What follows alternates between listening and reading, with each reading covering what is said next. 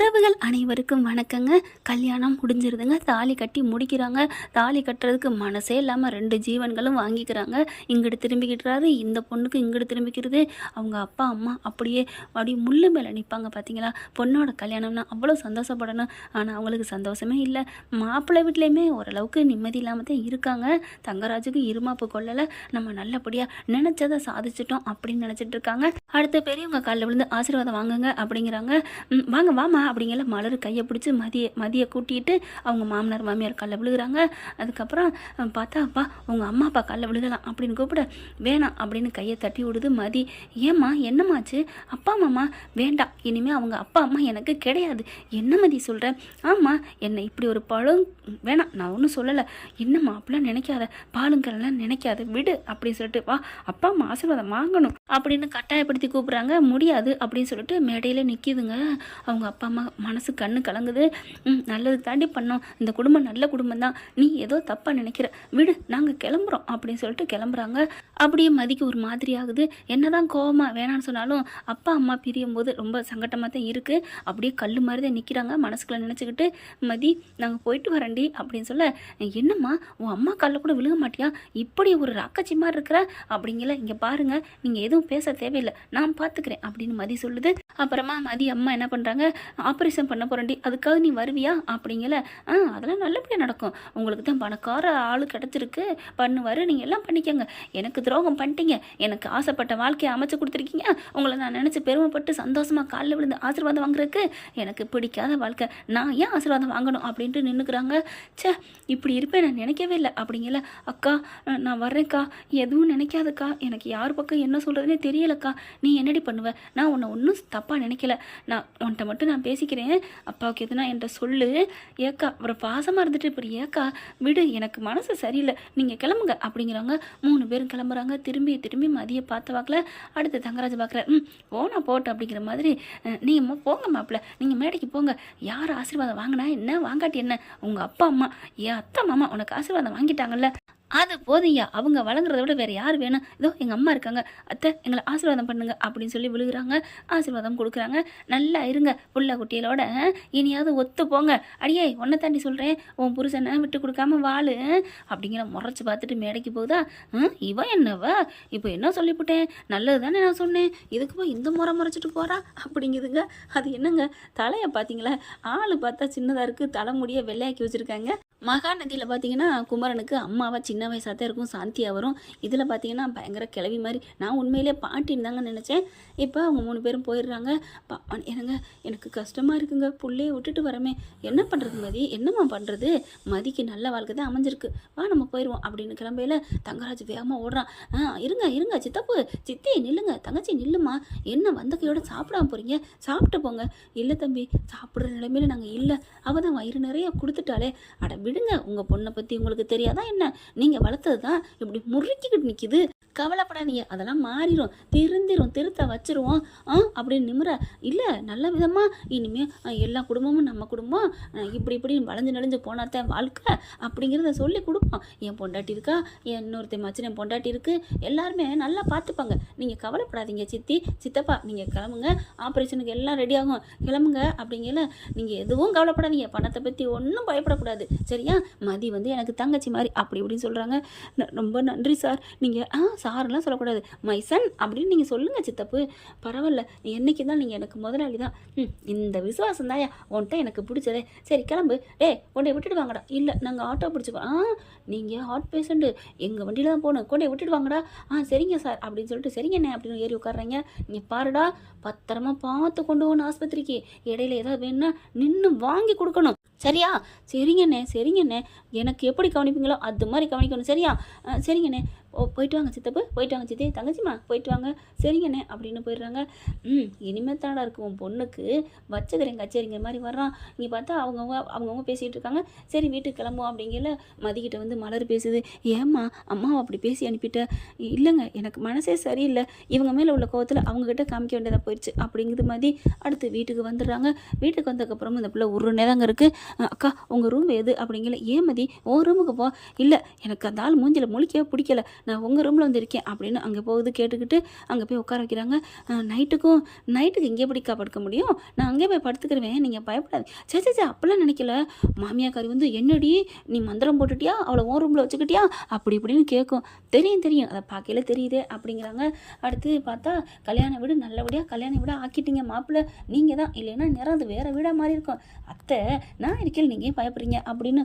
அடாடாடா ரேவதிக்கு பிடிக்கவே இல்லைங்க. எப்போ பாரு மாப்பிள்ளைங்கிறது இவங்க அத்தை மாமாங்கிறதும். இருடா இரு, உனக்கு இருக்குடி மண்டப்படி வந்திருக்கல்ல, அவள் எப்படியாவது சுரேஷ் மனசை மாற்றி உங்ககிட்ட இருந்து அவனை உறவை கட் பண்ணணும். அப்போ தான் நீ காற்று பிடுங்கி விட்ட பல்ப் மாதிரி நீ போயிடுவ, காற்று பிடுங்கி விட்ட டயர் மாதிரி போயிடுவ அப்படின்னு நினைக்கிது. அடுத்து நைட்டு ஆயிடுதுங்க. நைட்டு சாப்பிட கூப்பிட்றாங்க.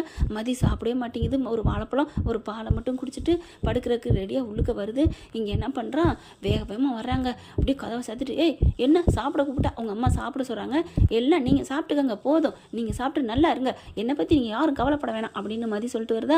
அதை கோவத்தில் வந்து பயங்கரமாக கத்துறான். என்ன நினச்சிட்டு இருக்க, எங்கள் அம்மா அப்படி உன்னை என்ன கேட்டாங்க, சாப்பிடுன்னு தானே சொன்னாங்க, உங்கள் அம்மா உன்னை சாப்பிடுன்னு சொன்னது இல்லையா, ஊன்னு கத்துறாரு. என்ன ரொம்ப திமிரா பேசுனா நான் அடங்கிடுவேன் நினைக்கிறீங்களா அப்படின்னு மதி சொல்ல, உன்னை பற்றி எனக்கு தெரியுமேடி, நீ அடங்க மாட்டேன்னு எனக்கு தெரியாதா என்ன அப்படின்னு பதிலுக்கு இவரும் பேச ரெண்டு பேரும் கைமீன் சண்டை போடுறாங்க. மதின்னு மலர் வருது, கதவை தட்டுது. கதவை திறக்கிறாங்க. என்னடா சத்தம், சுரேஷ் என்ன ஒண்ணுமில்ல நீ அப்படின்னு சொல்ல, இங்கே பாரு மதி கொஞ்சம் பொறுமையாக இருமா, அவன் பொண்டாட்டி, இனிமேல் அப்படிலாம் பேசாத சுரேஷ், அதெல்லாம் இல்லை, எங்கள் மாமா என்னை பிடிச்சி இவளை என் தலையில் கட்டி வச்சுட்டாரு, புரியுதா, உன் மாமா நல்லது பண்ணுறேன்னு உன் வாழ்க்கையை கெடுத்துட்டு இருக்காருன்னு, இது ஒன்று தான் அப்படி பண்ணிட்டாரு, இது ஒன்று தான் சொல்லாத, இது ஒன்று தான் அவர் நல்லது பண்ணது அப்படின்னு மலர் சொல்லுது. அப்படியே மதி பார்க்குது. அண்ணி நீங்கள் போங்க அண்ணி, நீங்கள் எதுவும் சொல்ல வேணாம், எனக்கு மனசு சரியில்லை அப்படின்னு சொல்லவும் மதி பார்த்து, என்ன பிரச்சனை இல்லையே, எனக்கு என்னக்கா பிரச்சனை, நான் பார்த்துக்குவேன், 1000 பேர் வந்தாலும் நான் சண்டை போடுவேன் ஒத்தால நின்று, இவர் யார் எனக்கு சுஜிபி, ஆமாம்மா சுஜிபி தான், அதனால நீ என் வேலையை விட்டே போக வச்ச அப்படின்னு சொல்லிட்டு அவரால் ஒன்றும் பண்ண முடியலை. அடுத்து மலர் போயிருதுங்க. கதவை தாப்பா போட்டுட்டு, இந்தாங்க 2 பேரும் குடிச்சுக்கோங்க, சாப்பிட்டுக்கோங்க, பசிச்சா என்ன வேணாலும் எடுத்து தின்னுக்கோங்க அப்படின்னு எல்லாத்தையும் வச்சுட்டு போயிடுறாங்க. பழங்கள் ஸ்வீட்டுகள் பால்னு பார்க்குறாங்க. வேகமாக சரஸ்வதி போயிட்டு என்ன பண்ணுது, நம்ம மதி என்ன பண்ணுது, போயிட்டு எடுத்து அந்த நாடகம் பேரே வருதுங்க. டக்குன்னு பழத்தை எடுத்து திங்குது, ஸ்வீட் எடுத்து திங்குது. என்ன பார்க்குறீங்க, என்னடா இப்படி கப்புன்னு அடிக்கிறாளேன்னு பார்க்குறீங்களா, என் வயிறை பட்டினி போட முடியாதுல்ல, என்ன நம்பி வயிற்றுக்குள்ள ஜீவன்கள் இருக்குல்ல அப்படின்னு பார்க்குறான். உடனே தப்பாக தானே நினைப்பேன், வயிற்றுக்குள்ளேயும் உணவுப் பொருட்களும் இருக்குது தெரியுமில்ல, அதுங்களை பட்டினி போடுறதுக்கு நான் ஒன்றும் கேவலமானவன் இல்லை, அதனால தான் நான் திங்கிறேன் அப்படின்னு தின்னுட்டு போயிட்டு கட்டில் படுக்க உட்காடுறாங்க. பார்த்தா எங்கே உட்கார்ற, மரியாதை கீழே போ அப்படின்னு சொல்லிட்டு கத்த வரேன். சுரேஷ் இங்கே பார், நான் இந்த வீட்டுக்கு நானாக வரல, நீங்கள் தான் என்னை சிகப்பு கம்பளம் விரித்து கூட்டு வந்திருக்கீங்க, நான் நினச்சதான் சட்டம் அப்படி சொல்லிட்டு உட்காருது. ஐயோ மாமா எனக்கு சதி பண்ணிட்டானே பாவி அப்படி நினச்சிட்டு அப்படியே குத்திக்கிட்டு இருக்காரு. இவளை என்ன பண்ணுறது, என்னடி திமுறா, தரையில் போய் படுறி, நான் தான் நீங்கள் படுப்பேன் அப்படின்னு போர்வை இழுக்கிறாரு. அப்படியே விழுக போகிறாங்க. சாரி, நீங்கள் இப்போ எடுத்து விட்டதை கூட எனக்கு சந்தோஷம்தான், நிம்மதி தான், நான் ஒரு முக்கியமான மேட்ரு பேச மறந்துட்டேன் அப்படின்னு அவங்க கொண்டாந்தாங்க. பார்த்தீங்களா, பேகு சூட் கேஸு, அதுலேருந்து டக்குன்னு 4 ஃபைலை புரட்டுறாங்க. என்ன இவ தேடுறா, ஒன்றும் புரியலையே அப்படின்னு பார்க்குறாங்க. கரெக்டாக பார்த்தீங்கன்னா உள்ளுக்குலேருந்து ஒரு பேப்பர் மாதிரி ஒரு இது மாதிரி எடுக்கிறாங்க. எடுத்துட்டு பாண்டு பத்திரம் மாதிரி இருக்குங்க, எடுத்து இந்தாங்க அப்படின்னு கொடுக்குறாங்க.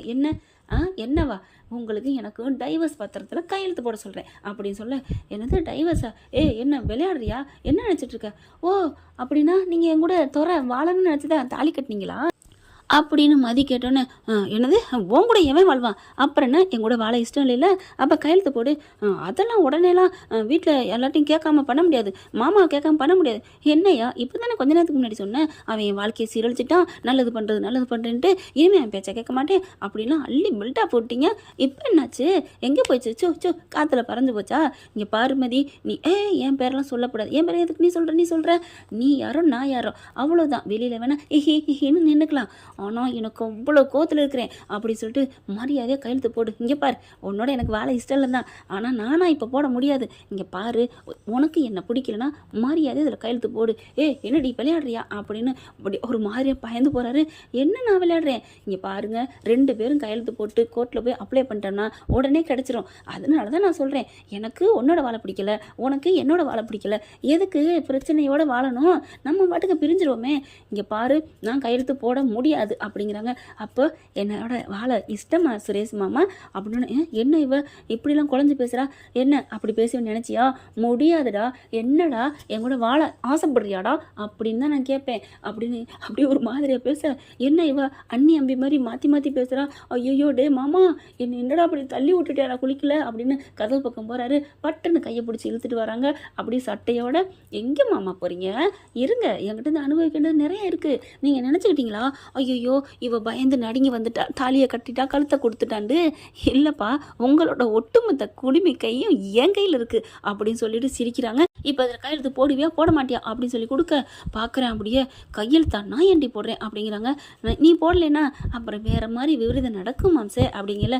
சரி நான் போடுறேன், அப்போ என் மேலே கொடுத்துருக்கிய கம்ப்ளைண்ட் அதெல்லாம் வாபஸ் வாங்கு, இந்த சோசியல் மீடியாவில் பற்றியே அதெல்லாம் சும்மானு போடு, நான் உனக்கு டைவர்ஸ் பத்திரத்தில் கையெழுத்து போடுறேன். அதெல்லாம் முடியாது, அப்போ இதுவும் தர முடியாது, பண்ண முடியாது, போடி அப்படின்னு சொல்ல, இங்கே பார் நீ மட்டும் கையெழுத்து போடலை அப்படிங்கல, என்னடி பண்ணுவேன் இப்போ என்ன உனக்கு கையெழுத்து தானே, ஆமாம் கொண்டடி அப்படின்னு சொல்லிட்டு வாங்குறாங்க. பேனா குடுறி அப்படிங்கல, அப்படிவா வலிக்கு அப்படின்னு பேனா கொடுக்க அப்படியே வேகமாக டக்குன்னு கையெழுத்து போடுறாரு. போதுமா கையெழுத்து போட்டேன் போதுமா அப்படின்னு சொல்ல, பரவாயில்லையே நல்ல மனசனா இருக்க, மலரக்கா சொன்ன மாதிரி அப்படி சொன்னேன். ஆமாம் நான் இன்னொன்று செய்யலாமா அப்படின்னு சொல்ல, என்ன இரு அப்படின்னு பத்திரத்தை டர்றன்னு கிழிக்கிறாரு. ஏன் கிழிக்கிறா அப்படின்னு மதி வந்து கத்துறாங்க. இங்கே சே இப்படி கிழிச்சிட பாவி துரோகி அப்படின்னு சொல்ல, யாரடி துரோகி, நீ கேட்டோன்னு நான் கையெழுத்து போட்டு கொடுத்தேன்ல அப்புறம் என்ன அதுக்கு கிழிச்சு விட்டிய, நீ என்ன சொன்ன, கையெழுத்து மட்டும் போடுன்னு சொன்ன, நான் போட்டு கொடுத்துட்டேன், நான் கிழிக்க மாட்டேன்னு சொல்லவே இல்லையே, நீ கிழிச்சிடாதன்னு கேட்கவும் இல்லையே, அது நம்ம அக்ரிமெண்ட்டில் இல்லைம்மா, அதனால நீ கேட்ட கையெழுத்தை நான் போட்டுட்டேன், எனக்கு பிடிக்காதனால நான் கிழிச்சு போட்டேன், அவ்வளோதான், தட்ஸ் ஆல், நீ வேணா மெத்தையில் படுத்துக்கோ அப்படின்னு தலானி போர்வை எடுத்துட்டு தரையில் படுக்க ஆரம்பிச்சிடுறாரு. அப்படி பார்க்குது மதி, என்ன இவன் பதிலுக்கு பதில் போடுறானே அப்படி சொல்லிட்டு அப்படி பார்க்குறாங்க. அப்படியே இங்கிட்டு திரும்பிட்டு மறுபடியும் திரும்புகிறாரு. பார்த்தோன்னே அப்படின்னு மதி இங்கிட்டு திரும்புது, என்ன யாருக்கிட்ட ஏங்கிட்டயா அப்படின்னு இங்கிட்டு திரும்புகிறாரு. அவங்கள பார்க்கல மதியை இவன் பயங்கர முரடனாக இருப்பான்னு பார்த்தா கொஞ்சம் இதாகவும் தான் இருக்கான், இன்னசென்ட்டாகவும், இப்படி கோலம் மாதிரி இருக்கான். இப்போ இவனை விட்டு போகிறதா வேணாம்மா அப்படின்னு ஒரு டவுட்டில் இருக்கிறாங்க நம்ம தலைவி மதி. நீ போக மாட்டடி செல்லம், சுரேஷ் நல்லவன் தான், அவங்க மலர் சொன்னது தான், மாமன் பேச்ச கேட்காம விட்டான்னா அவனுக்கு ஏற்ற மணாலான தான் இருப்பான். என்ன ஃப்ரெண்ட் இப்படியும் போக வாய்ப்பு இருக்குது, பார்க்கலாம் ஃப்ரெண்ட். தேங்க்யூ. இந்த வீடியோ உங்களுக்கு பிடிச்சிருந்தா தயவு செய்து லைக் பண்ணுங்க. இன்னும் அப்டேட்ஸ்க்காக சேனலை சப்ஸ்கிரைப் பண்ண மறக்காதீங்க. நம்ம கிட்ட இருக்க எல்லா சேனல்ஸோட லேட்டஸ்ட் வீடியோ அப்டேட்ஸ்க்காக மேல ரைட் சைடுல காட்டுற லிங்கை கிளிக் பண்ணி வாட்ஸ்அப் குரூப்ல ஜாயின் பண்ணுங்க. உங்களிடம் விடைபெறுவது நான் உங்கள் மெஹர்.